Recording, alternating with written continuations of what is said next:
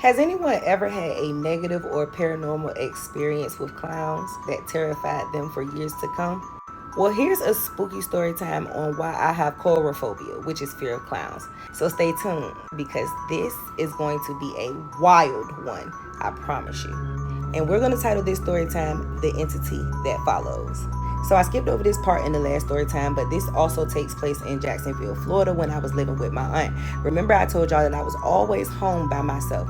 So before she sent me back home, after I told her I wanted to go back to Virginia, she had a best friend that she worked with that had 10 kids. And she started letting me go over there every day while she was in the hospital and my uncle was at work. So before I left to go back to Virginia, she tried to come up with a solution to let me go to her best friend's house because there were kids there and she felt like it was a better environment. Like I said, the lady had about 10 kids and about 4 of them was close to my age. And one of the kids out of 10, we're just going to call him Bully throughout this story. So anytime you hear me say Bully, I am talking about the son. He was like 9. And so as I tell this story, you guys will understand my fear of clowns, because if anybody knows me, they know that I absolutely hate clowns. I just don't like clowns at all. I'm terrified of them. I don't like circuses. I don't like seeing clowns. And I most definitely don't like my baby daddy because he is the biggest clown of them all. So there were 3 clowns that they had, and they had a bookshelf. These clowns were sitting on the bookshelf. There was 3 of them, a big one, a medium, and a small one. And they would sit inside of each other's lap, you know, from biggest to smallest.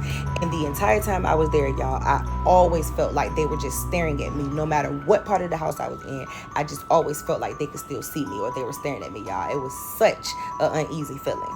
So y'all remember back then, like in the 90s and the 2000s, we had the box computers, the old school computers. So they had one of those sitting on a wooden computer desk. And one day I see like a whole bunch of scratches on the computer desk. And I'm like asking how did they get there? And we're talking about it. And his siblings are blaming the bully, saying that he did it. He's trying to say, no, I did not do that. I don't know how they got here. But because he was so bad, y'all, which is why I'm calling him Bully, they just always thought that everything that happened in the house, they were just blaming him. Because he was bad as shit, y'all. I promise, he was bad. And he was a provoker too. He loved provoking that entity. Like, he would talk junk to it. He just was bad with it, y'all. He'd be like, show yourself, come on out, y'all, bitch, y'all scared. Like, he would be cussing the entity out. So the entity would always mess with him the most out of everybody in the house. And it was because of how he was, y'all. Like, if I was a ghost or entity, I probably would fuck with him too, scare his ass too. So I see these scratches on the computer and I just kind of let it go, y'all, and we move forward. So a couple days later, we plan to go on a camping trip in the woods or whatever, and y'all know how kids are. So before we went on a camping trip, we was like, let's watch a scary movie so when we get there we can be scared, you know, trying to scare ourselves. Y'all know how I go. Y'all know how, just doing stupid shit. I don't know why we made that dumbass decision, but as we're watching the movie, the siblings are still picking with Bully about the situation or whatever, and y'all, he getting fired up, like he mad because he's trying to think of ways to prove that he did not do what we thought he did. Mind y'all, I'm the only child in the house that does not live there. I'm new to this. So, baby, I was not true to this. I promise I won't. So when we finished watching Halloween, which is a scary movie we chose to watch, Bully had thought of an idea to prove that these clowns was real and they was doing stuff in the house. So what he did before we walked out the door was he took all 3 of the clowns that were on the bookshelf and he took them out of each other's laps and he set them beside each other. I mean, a good distance apart with like books in between them so that they wouldn't fall over. He took them apart, spaced them out, books in between. Cool. Now, mind y'all, as we leaving to go on this camping trip, there's absolutely nobody else left in this house. The mom is at work. She worked overnight. She was at work all the time. Like, I barely seen the mama. The 2 older siblings was like the parents. I think they were like 17 and 19 or something like that.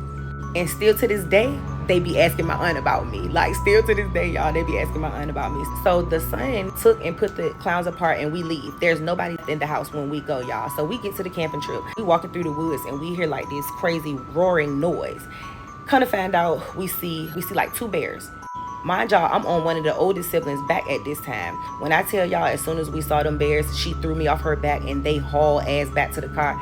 So I'm like second to last and then Bully is last. When I tell y'all I got off that ground and I haul ass, I passed like 4 people to get to that car. Like, I was fast as a child. So I get to the car and I'm bending over out of breath. And at this point, we just all laughing at each other about how scared we were. So at that point, we decided not to stay. Like, we didn't want to camp no more. We was ready to go the fuck home after that, y'all. So boom, we get in the car, we go home. And also let me say this because I left it out. We went in 2 cars because it was so many of us. So one of the older siblings drove one car, and then one of their like aunts, older aunts or cousins or somebody drove her car with her 2 kids, and then some of us in her car. So we was 2 cars deep. So y'all, as soon as we get back to the house, we walk in the door and we immediately stop dead in our tracks because them 3 clowns, y'all, they were right back in each other's laps. Right back in each other's laps. Big, medium, small. Right back in each other's laps. Man, y'all, before we walked out that door, I promise y'all, we separated them with books in between them, and there was nobody else left in that house to move them. How the fuck did they move? How did they move? Like, still to this day, I'm trying to figure out how did those clowns end up back in the position that they were in before we moved them, y'all. Like, right hand on the Bible. There was nobody else left in that house, y'all. Even to the point where I was trying to rationalize it, like, oh, the mama must be home. I go to the mama room to look and see if she home. If she did it, she's still at work. She had no reason to come home. Mind y'all, everybody else that lived in that house was gone. Nobody was in that house when this happened, y'all, okay? So at this point, we going off, like, we trying to figure it out. We frustrated, you know what I'm saying? Like, we trying to figure it out, okay? So after we finished, like, going over everything that happened, you know, it's late now, so we all lay down to go to sleep, y'all. But this night, I could not sleep at all. I didn't sleep at all. I stayed up the whole entire night. So in the wee hours of the morning, Bully gets up to go use the bathroom, and he comes running back in the room and lay down. I don't ask no questions or whatever, right?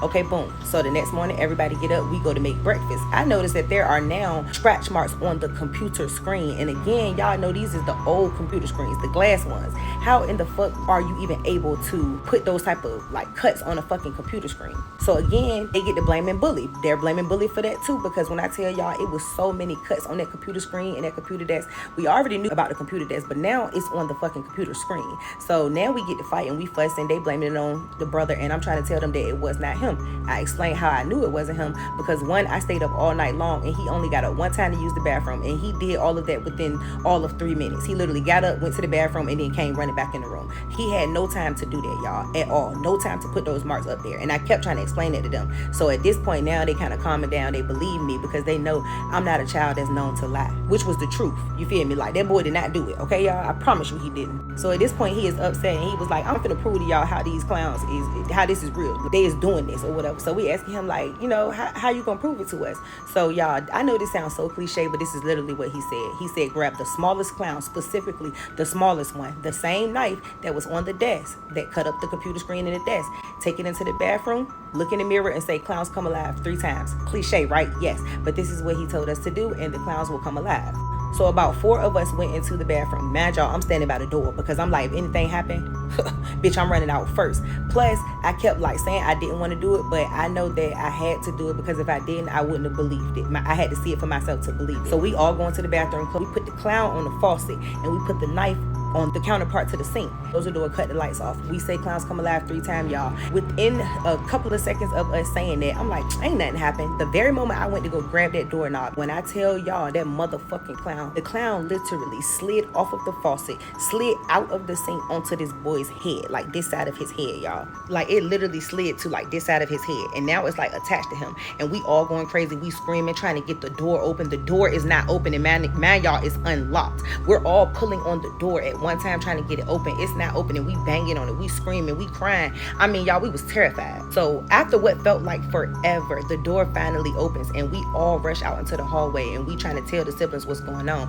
Mind y'all, 2 of the siblings was not there. They went with the aunt that same night after we went camping. One sister was outside, and then the other one was in the mom's room. So she had no idea because we thought she was holding the door, but she wasn't. So we get out there and we tell her what happened, y'all. That motherfucking clown slid off that sink, my right hand. I saw it with my own eyes. And as we're telling her, we stop and look at Bully, and he has this big gash on his head right here, y'all. A big ass gash. Blood is literally dripping down his face. So at that point, we call the mama, we call my aunt. The mama come home. She takes me into the room. She asked me what happened. I told her what happened, and I told her I was ready to go the fuck home. My uncle comes to pick me up, and then I go all the way back home to Virginia, not to my aunt's house. I went all the way the fuck back home, y'all. All the way the fuck back home.